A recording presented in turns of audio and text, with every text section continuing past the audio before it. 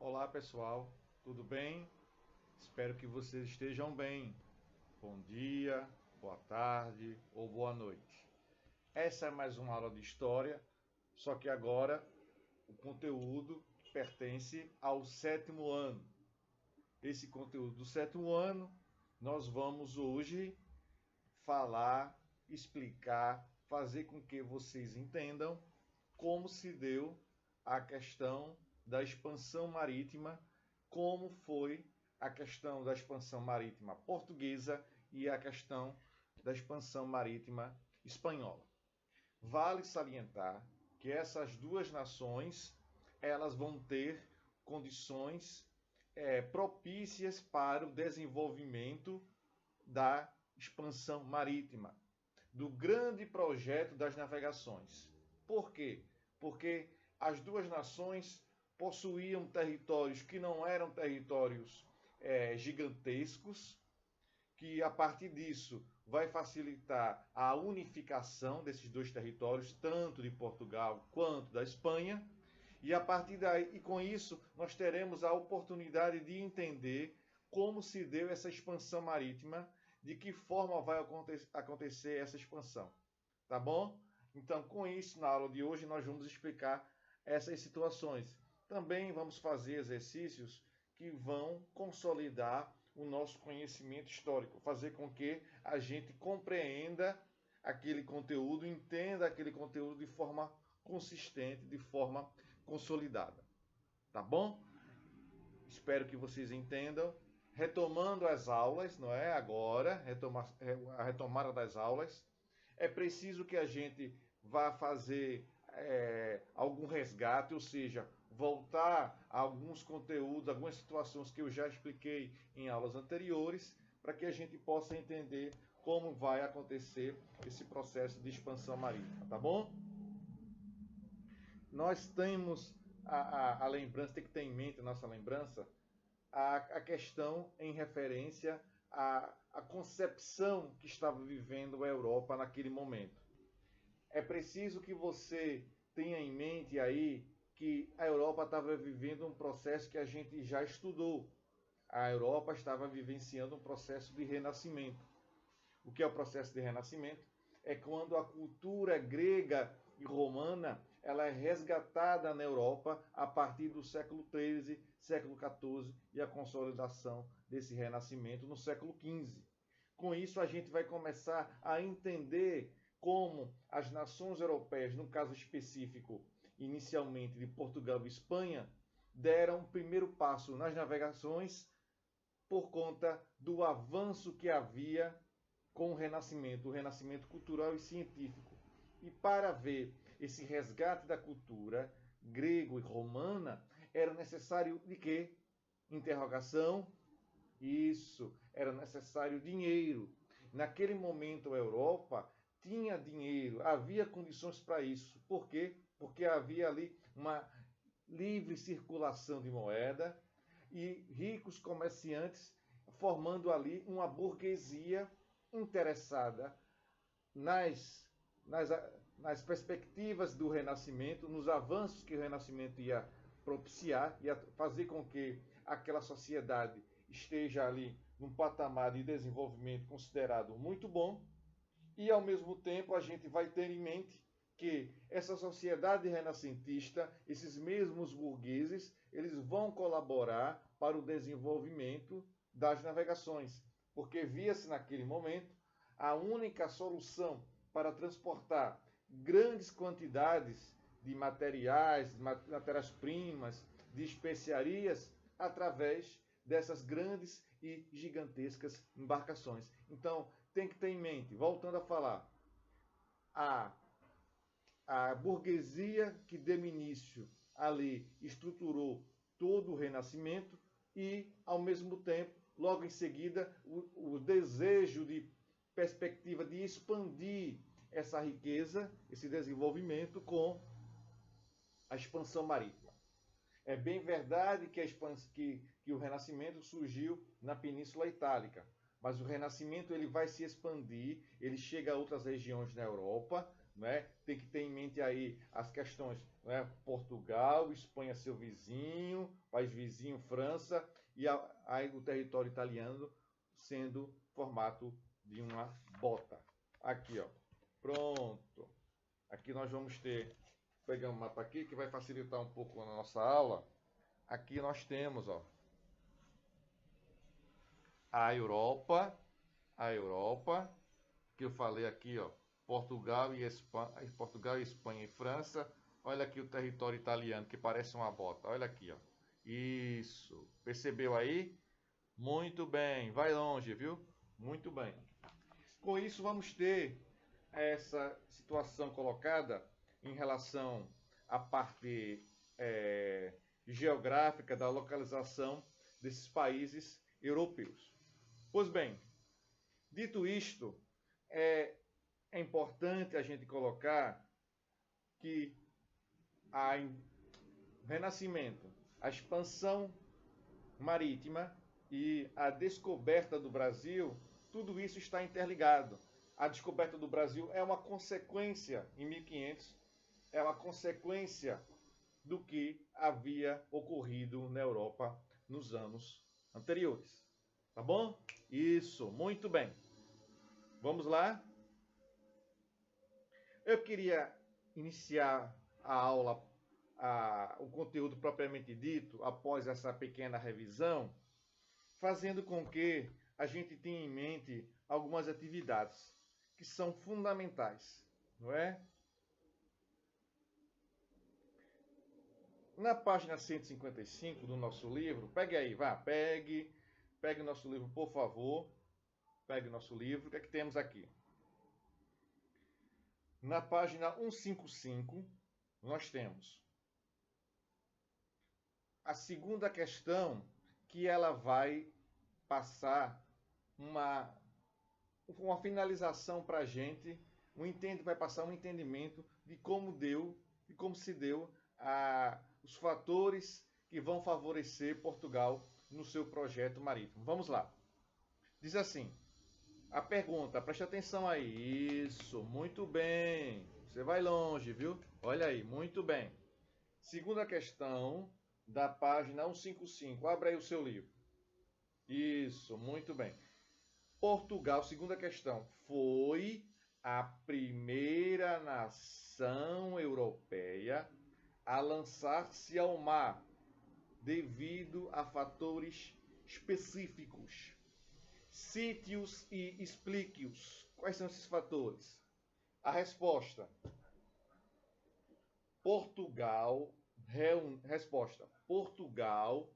reuniu condições mais adequadas ao processo de expansão marítima.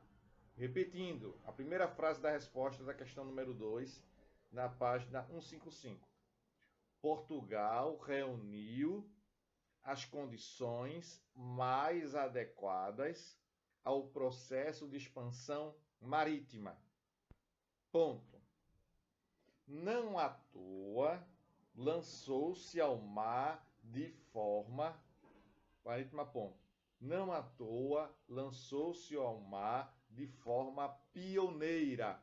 Pioneira, ponto. Professor, o que significa aí pioneira? Isso mesmo. Significa a primeira ou primeiro. O pioneiro ou pioneira significa primeiro. Ponto. Prosseguindo aí. Foi o primeiro estado monárquico. Monárquico, professor, o que é isso aí? Todas as vezes que surge esse tema monárquico, significa que tem ali referência em relação aos reis, faz referência a reis, rainhas, príncipes, princesas, tá bom?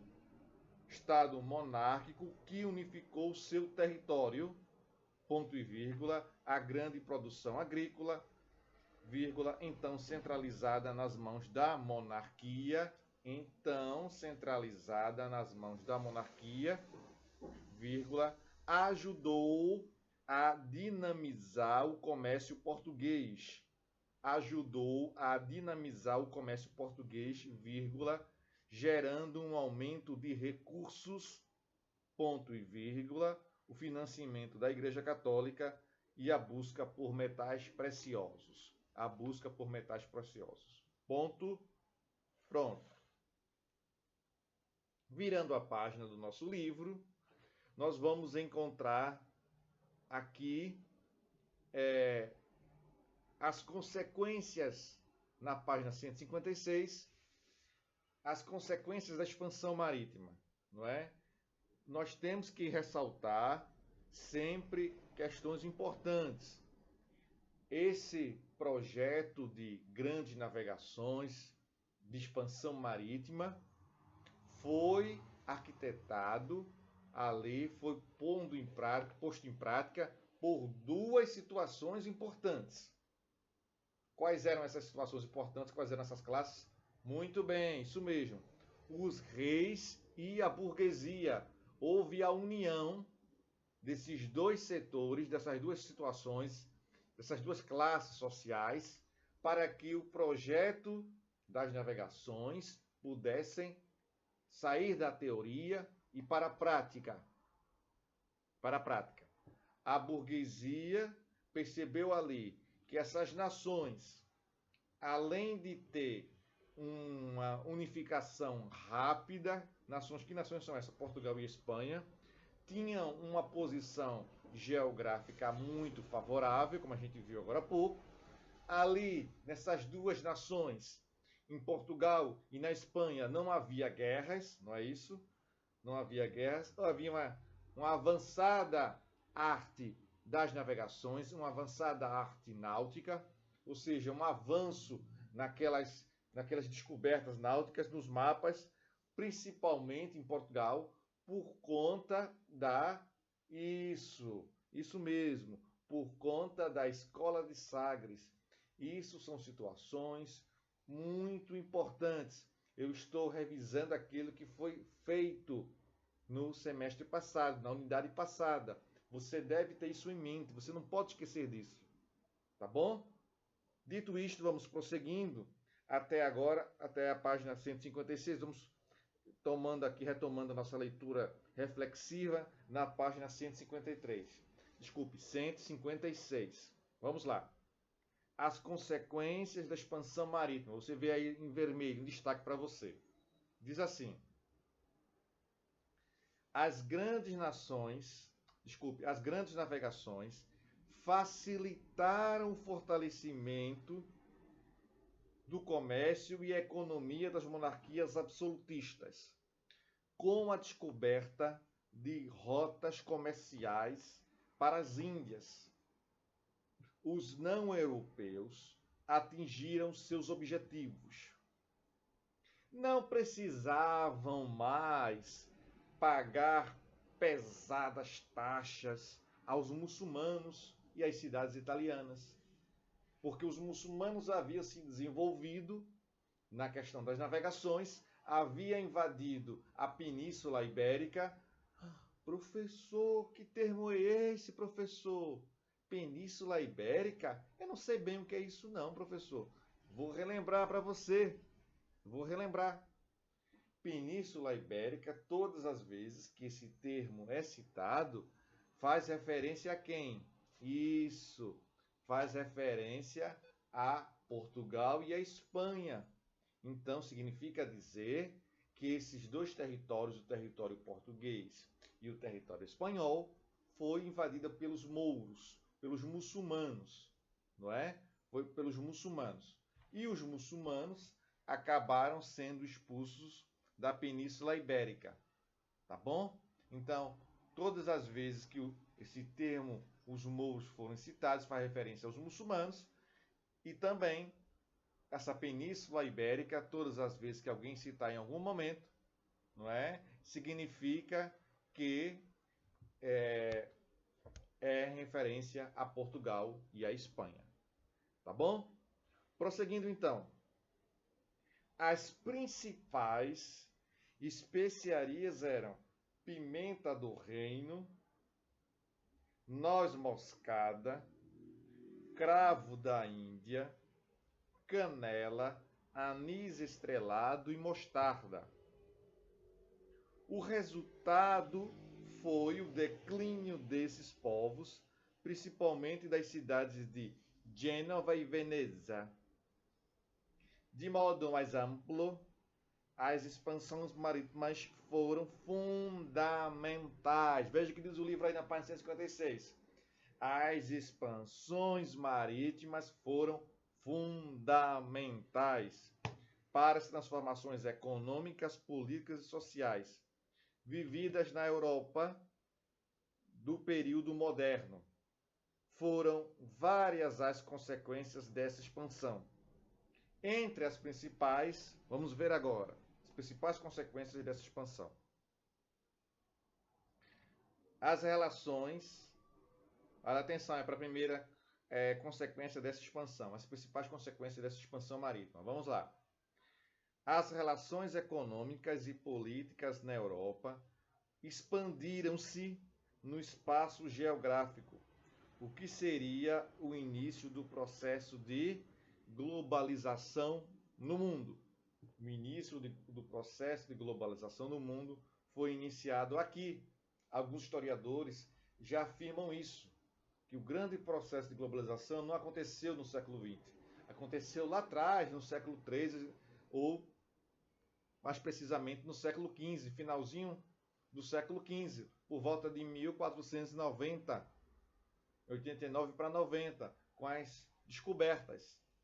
Não é? Ali, em 1492, a descoberta da América por Cristóvão Colombo. Você tem um filme que trata desse tema, que é o filme 1492, A Conquista do Paraíso. Outra situação importante diz assim, 157, continuação dessas consequências. Eu citei a primeira, agora vou citar a segunda consequência. Houve deslocamento do eixo comercial. Antes, as principais rotas de comércio eram o mar Mediterrâneo. Depois passaram a ser no Oceano Atlântico. A terceira consequência, vamos lá. Fortalecimento de certas nações que passaram a ter grande destaque no cenário econômico mundial, como Inglaterra, França, Espanha e Portugal. Então, essas quatro nações, esses quatro países aqui, serão chamados de grandes potências europeias. Portugal, Espanha, França e Inglaterra. É bem verdade que Portugal foi o pioneiro nesse processo de expansão marítima. A França vai demorar um pouquinho e a Inglaterra também. E a Espanha também vai ser um pouco tardia. A Espanha vai ser um pouco tardia. O investimento, a iniciação do projeto marítimo na Espanha, das grandes expansões marítimas. Por quê? Porque a Espanha inicialmente queria expulsar os mouros do seu território, como isso de fato vai acontecer. Não é verdade? Isso. Então, essa é uma razão uma razão que explica a demora dos espanhóis a ingressar, a investir de forma maciça nas grandes navegações, no investimento financeiro, início das grandes navegações. E nós sabemos bem que os espanhóis foram, não é, essa demora de vir para se enveredar pelas grandes navegações e vieram para a América. E vocês percebam que o Brasil é o único país da América do Sul que fala a língua portuguesa. Da América como um todo, que fala a língua portuguesa. Os outros países falam inglês, falam francês, falam a maioria de língua espanhola, não é? Francês um pouco porque o Canadá tem duas línguas, é um país que tem a língua oficial como francês e o inglês, e a Guiana Francesa, que faz fronteira com o nosso Brasil lá no norte da nossa região, no nosso território. No norte nós temos a Guiana Francesa. Então, há forte presença espanhola aqui na América. Nós somos rodeados, os países que fazem fronteira ao nosso país, ao nosso Brasil, são países com a colonização espanhola. Tá bom? Dito isto, vamos prosseguir. O quarto item, na página 157. O lucro obtido com as grandes navegações e a descoberta de novas terras foram decisivos para a formação do sistema colonial, principalmente no Brasil. Vocês verem que eu mudei um pouquinho o sotaque aí para que você preste atenção. Outro item, dominação e extinção de povos nativos em regiões conquistadas, como no caso dos Incas e Astecas por parte dos espanhóis. Incas e Astecas por parte dos espanhóis. Ponto. O outro item aí, que é colocado como consequência da expansão marítima, grande disponibilidade de metais preciosos devido à descoberta de minas de ouro e prata, como de Potosí, na atual Bolívia. O outro item diz assim para a gente: acúmulo de capitais resultante dessa expansão foi determinante para o surgimento posterior da Revolução Industrial. No nosso livro, ele tem algumas oportunidades, um item chamado Aconteceu. E nesse item Aconteceu, nesse link Aconteceu, essa abordagem que é feita, eles colocam algo que é inovador, que é diferente, que é uma coisa que vai aguçar, que vai aumentar a sua curiosidade, melhor dizendo. Temos aqui Aconteceu. E aparece essa imagem aqui, não é? A imagem aqui falando, descrevendo aqui escravos africanos. Tem uma legenda que diz assim: memorial em homenagem a nativos africanos escravizados em Zanzibar, na Tanzânia. O que diz aqui se aconteceu? Diz o seguinte: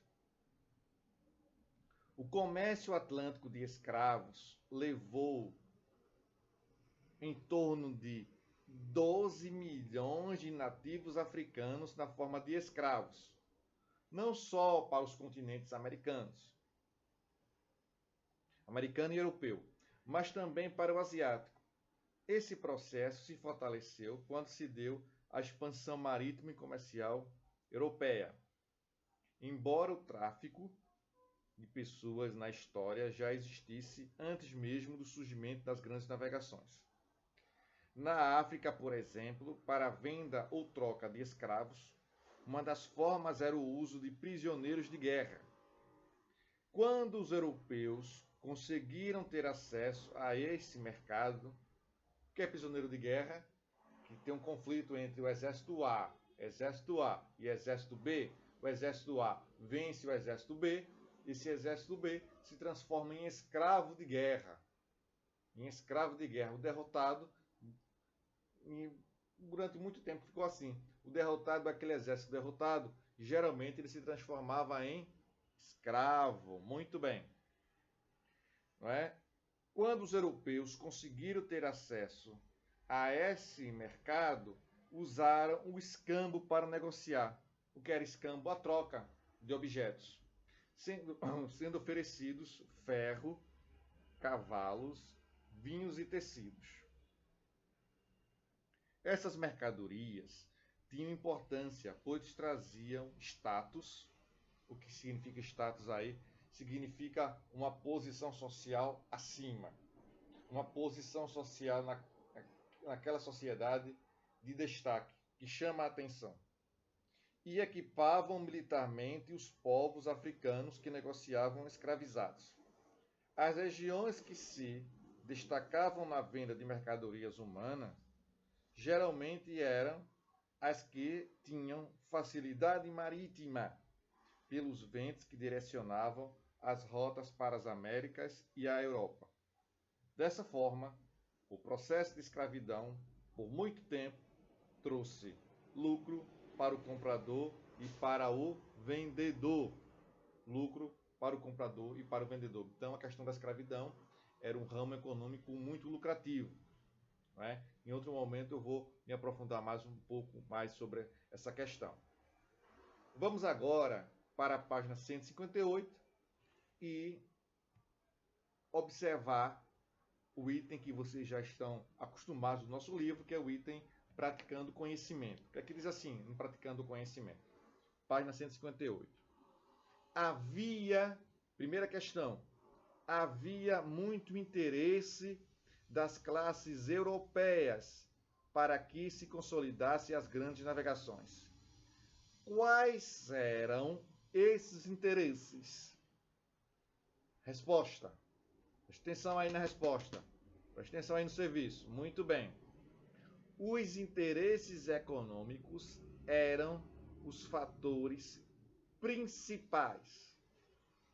Os interesses econômicos eram os fatores principais, vírgula, pois, ao achar metais preciosos e descobrir novas rotas comerciais, vírgula, as nações estariam livres dos pesados impostos cobrados pelos muçulmanos,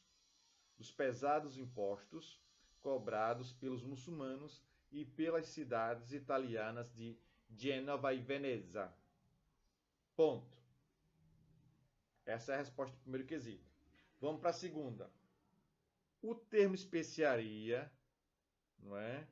Olha aí, essa é uma pergunta, aquele tipo de pergunta que ela passa informações para você, que a gente deve ficar atento aí. O termo especiarias designava, nos séculos 14 e 15, condimentos usados pelos indianos. Até hoje, esses produtos são conhecidos e muito apreciados por quem gosta de variedade de temperos. Cite os principais produtos procurados nas Índias. Vamos ver. A resposta para essa pergunta, questão número 2, página 158. Resposta. Os principais produtos procurados por portugueses e espanhóis na Índia foram, 2 pontos, pimenta do reino, vírgula, noz moscada, vírgula, cravo da Índia, vírgula, canela, vírgula, anis estrelado e mostarda. Esses aí são os produtos, não é, chamados de especiarias que havia em grande quantidade na Índia. Tá bom? Vamos para a terceira questão? Isso, muito bem, vai longe, viu? Terceira questão. Cite as principais consequências do processo de expansão marítima. Vamos citar aqui as principais consequências. Vamos lá, prestou atenção, vai conseguir fazer essa questão facilmente. Vamos lá. Ampliação, a resposta, das relações políticas e econômicas, o que deu início à globalização. Deslocamento do eixo comercial do Mediterrâneo para o Oceano Atlântico. Oceano Atlântico, ponto e vírgula, desculpe. Fortalecimento de nações como Inglaterra, vírgula, França, vírgula, Espanha e Portugal. Ponto e vírgula. Formação de um sistema colonial baseado na conquista de muitas terras no território da expansão marítima. Ponto e vírgula. E acúmulo de metais preciosos. Tá bom? Essa é a resposta do terceiro quesito, que está na página 158. As teorias mercantilistas. Só um item aqui para a gente prosseguir na próxima aula. Essas teorias mercantilistas é a transição do feudalismo para o renascimento comercial, principalmente por vias marítimas. Foi de fundamental importância para que a Europa saísse de uma estagnação econômica. Todos os setores da sociedade europeia tinham sofrido bastante, não é? E aqui temos um quadro na página 159 do mercantilismo. Observem aqui esse quadro, que diz assim, ó. Aqui, apoio aos negócios da burguesia. Aqui, apoio aos negócios da burguesia. O Estado absolutista. O rei governando de forma absoluta. Isso já foi trabalhado em sala de aula, acredito que vocês lembrem. E o Estado que sustenta os nobres, pagando-lhe as rendas. A nobreza parasitária, não é? Ali o nobre, o visconde, o barão e a baronesa geralmente estavam em dificuldades econômicas e eram sustentados pelo Estado. E aqui no centro nós temos o mercantilismo, que tinha os seus meios, que eram as barreiras alfandegárias, estímulo à expansão marítima e colonial, aumento da população, incentiva a manufaturas nacionais. E o objetivo do mercantilismo qual era? Reforço do poder do Estado Nacional, o metalismo, entesouramento de metais preciosos, a busca de balança comercial favorável, exportação sendo maior que a importação. Ou seja, queriam vender mais produtos, o mercantilismo, o grande objetivo é esse, vender mais produtos do que comprar produtos. E ainda temos aqui na página 159, o período moderno passou a apresentar um novo modelo econômico, chamado de mercantilismo. Um modelo baseado num conjunto de ideias e práticas econômicas cuja base era a acumulação de metais como o ouro e a prata, o metalismo, a balança comercial favorável, isto é, o volume de exportações, venda de produtos para o exterior, maior que as importações, aquilo que eu já mencionei. E protecionismo econômico, proteger a indústria local, a indústria nacional, com a chegada de produtos estrangeiros, não é? Abertura dos países que os países ou aquele determinado país faz para a chegada de novos produtos de outros países, vai competir com os produtos que estão naquele país. Deu para entender? Pronto. Proteger a economia, os produtos locais, nacionais, da chegada de produtos estrangeiros. Ou seja, elaboração de um conjunto de medidas de proteção à economia interna, diante da competição com outras monarquias, e intervenção do Estado monárquico na economia. Esse conjunto de características ficou conhecido como práticas mercantilistas. E o mercantilismo na Península Ibérica será o motivo da nossa próxima aula. Tá bom?